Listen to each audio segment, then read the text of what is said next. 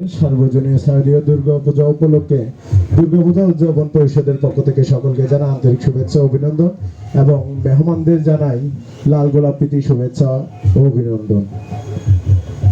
আজকে আমাদের মধ্যে উপস্থিত হয়েছেন চট্টগ্রাম মহানগর বিএনপির স্বেচ্ছাসেবক দলের সম্মানিত যুগ্ম আহ্বায়ক এম বাবু বক্কর রাজু ভাই। আমি রাজু ভাইকে ওনার মূল্যবান বক্তব্য রাখার জন্য অনুরোধ জানাচ্ছি।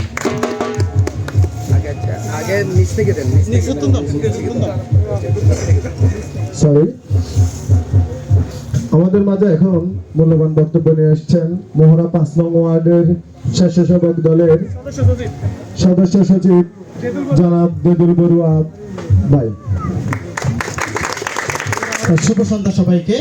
ধর্ম যার যার, উৎসব সবার। এই মন্ত্রে বাংলাদেশ জাতীয়তাবাদী স্বেচ্ছাসেবক দল তারুণ্যের অহংকার জনাব তারেক রহমানের নির্দেশনায় যে দায়িত্ব পালন করার নির্দেশনা আছে সেটি আমরা পালন করার চেষ্টা করছি।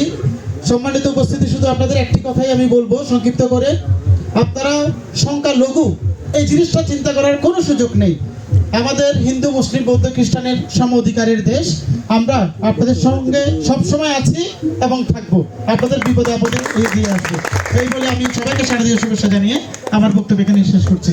এই পর্যায়ে বক্তব্য রাখার জন্য আমি অনুরোধ জানাচ্ছি আমাদের চাঁদগাঁও থানা স্বেচ্ছাসেবক দলের